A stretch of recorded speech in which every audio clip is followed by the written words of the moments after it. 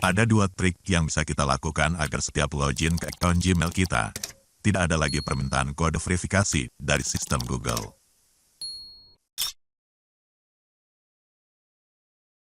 Pertama, dengan menonaktifkan fitur verifikasi dua langkah tersebut.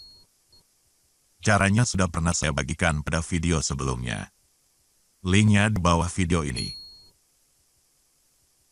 Kedua, jika kita tetap membiarkan fitur verifikasi dua langkah itu aktif demi keamanan akun kita, tapi di sisi lain kita tak ingin diganggu oleh permintaan kode verifikasinya, maka saat login,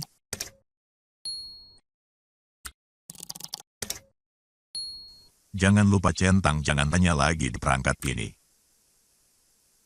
Maka berikutnya setiap kita buka halaman Gmail di perangkat ini, halaman akun kita akan langsung terbuka secara otomatis tanpa harus login, apalagi masukkan kode verifikasi.